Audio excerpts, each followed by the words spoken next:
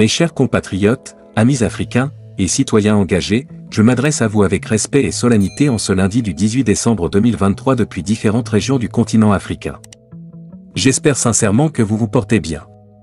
C'est avec un appel vibrant à la solidarité et à l'action que je vous invite à partager largement cette vidéo, à convier vos amis, à taguer vos proches, et surtout à vous abonner si c'est votre première interaction avec notre plateforme panafricaine.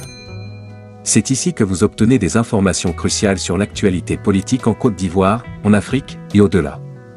Sans plus tarder, plongeons ensemble dans les profondeurs des événements entourant la suspension du congrès extraordinaire du PDCI, un rendez-vous politique majeur qui aurait dû se dérouler aujourd'hui. Un tournant critique s'est produit avec l'attaque du siège du PDCI RDA en Côte d'Ivoire par Alexandre Raman-Matara.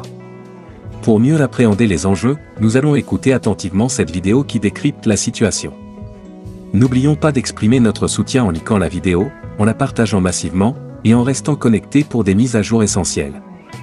Les développements actuels exigent une vigilance particulière et un engagement collectif. Il est grand temps que les leaders de l'opposition ivoirienne, notamment des figures telles que Laurent Gbagbo, Guillaume Soro et Mamadou Koulibaly, prennent au sérieux la nécessité d'offrir au peuple ivoirien une plateforme de combat digne de ce nom. L'idée d'organiser des élections en 2025 doit être remise en question, car il est illusoire de penser que des élections sous la direction d'Alassane Ouattara seront équitables. Nous sommes à un moment critique où la résistance collective et la lutte pour la réorganisation politique avant toute élection sont impératives. Les leaders de l'opposition doivent comprendre que la résistance contre Ouattara est la première étape pour permettre au peuple ivoirien de décider librement de son avenir politique. L'appel à la grandeur des leaders de l'opposition est crucial. Il est temps de transcender les calculs politiques mesquins et d'adopter une politique de lutte et de mobilisation collective. La méthode utilisée par Ouattara contre le PDCI, bien qu'alarmante, n'est pas inédite. Il est crucial que le PDCI RDA se reconnecte avec son héritage révolutionnaire et panafricain pour mobiliser le soutien des peuples africains. En conclusion, je réitère mon soutien indéfectible au peuple ivoirien et au PDCI RDA.